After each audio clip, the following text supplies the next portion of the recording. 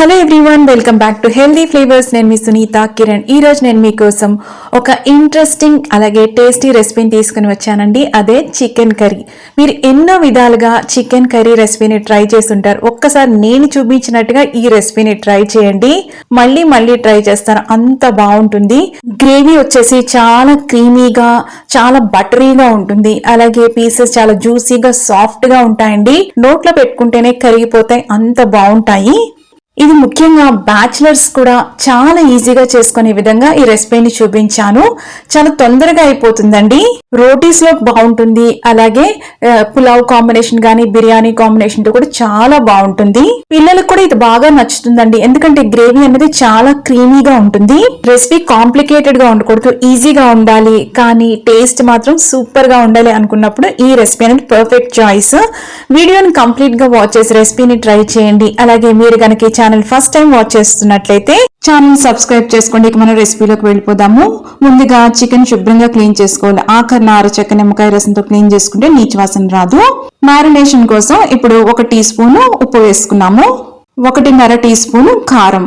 ఇక్కడ నేను food colours అలాంటి ఏమీ వాడట్లేదండి. ఒకవేళ మీకు ఫుడ్ కలర్ కూడా కావాలి అనుకుంటే Kashmiri red chilli powder 1/2 teaspoon కంటే తక్కువగా వేసుకోండి, సరిపోతుంది.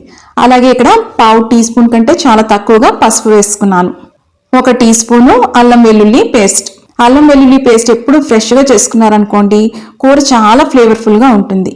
1 టీ స్పూను ధనియాల పొడి, 1/2 టీ స్పూను జీలకర్ర పొడి, 1/2 teaspoon garam masala powder వేసుకున్నాము. అలాగే ఒక పెద్ద నిమ్మకాయని గింజలు లేకుండా చూసుకొని పిండుకోవాలి. ఇవంతా కూడా బాగా కలుపుకోవాలండి. కనీసం ఒక అరగంట సేపన్నా మ్యారినేట్ చేసుకోండి, అప్పుడు చాలా టేస్టీగా ఉంటుంది. చికెన్ కూడా జ్యూసీగా, సాఫ్ట్ గా, ఫ్లేవర్ఫుల్ గా ఉంటుంది. బయటే పెట్టేసుకోవచ్చండి, ఫ్రిడ్జ్ లో పెట్టుకోవాల్సిన అవసరం లేదు. ఇలా కలుపుకున్న తర్వాత ఒక హాఫ్ అన్ అవర్ పక్కన పెట్టేసుకోండి. ఈ లోపు ఒక మిక్సీ జార్ తీసుకొని 3 మీడియం సైజ్ ఉల్లిపాయలండి, అవి క్యూబ్స్ గా కట్ చేసుకొని వేసుకోవాలి. ఇక్కడ ఈ పేస్ట్ వల్లే చాలా ఫ్లేవర్ వస్తుందండి, మెయిన్ ఇంగ్రీడియంట్ ఇదే. అలాగే ఒక 5 పచ్చిమిర్చి చిన్న ముక్కలుగా కట్ చేసి వేసుకోవాలి. 1.5 టీ స్పూను నువ్వులు వేసుకోవాలి, పొట్టు నువ్వులే వేసుకుంటున్నాను.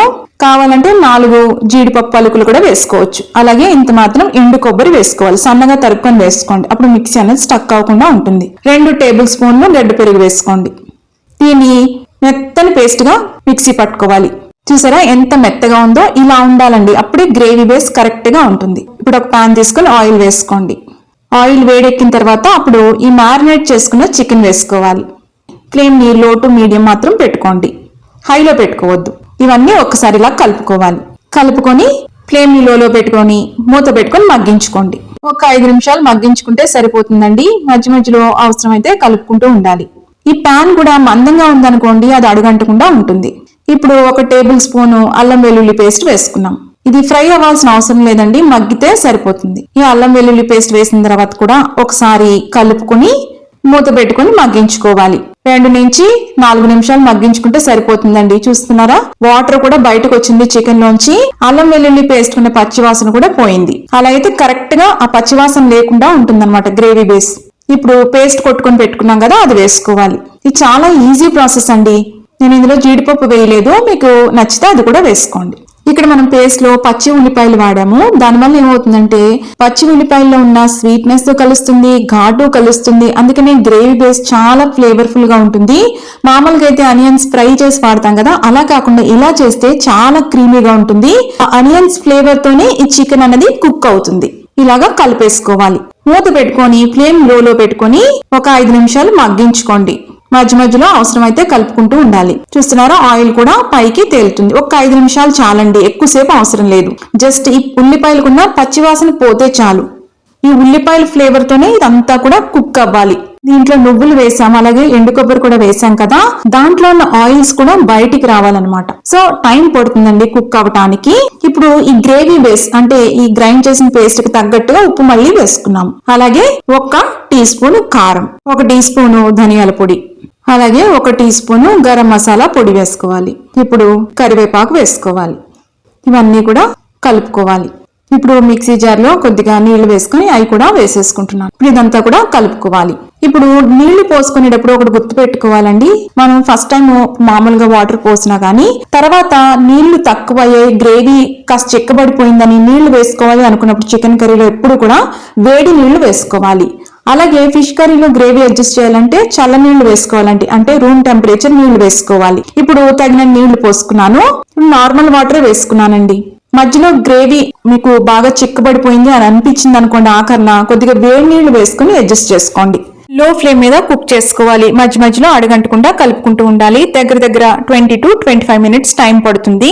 స్లోగా కుక్ చేసుకోవడం వల్ల ఏమవుతుందంటే ఆ పీసెస్ అన్ని కూడా జ్యూసీగా సాఫ్ట్ గా ఉంటాయి. ఆ నువ్వుల్లోంచి గానీ ఎండు కొబ్బరిలోంచి ఆయిల్ బయటికి రావాలండి, అప్పుడే ఆ క్రీమీనెస్ వస్తుంది, ఆ ఫ్లేవర్ కూడా ఎన్హాన్స్ అవుతుంది. ఇప్పుడు కూర చిక్కబడింది, అలాగే చికెన్ పీస్ కూడా చక్కగా ఉడికిపోయిందండి.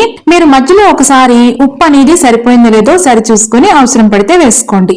ఇది చల్లగైన తర్వాత ఇంకాస్త చిక్కబడుతుంది కాబట్టి కరెక్ట్ కన్సిస్టెన్సీ ఉన్నప్పుడే స్టవ్ ఆఫ్ చేసేసుకోవాలి.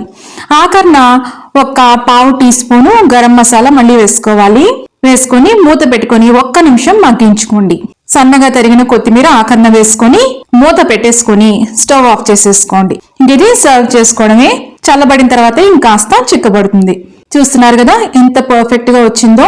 ఇది ఆయిల్ మనం వేసిన ఆయిల్ కంటే ఆ నువ్వుల నుంచి ఎండు కొబ్బరి నుంచి కూడా ఆయిల్ బయటకు వస్తుందండి.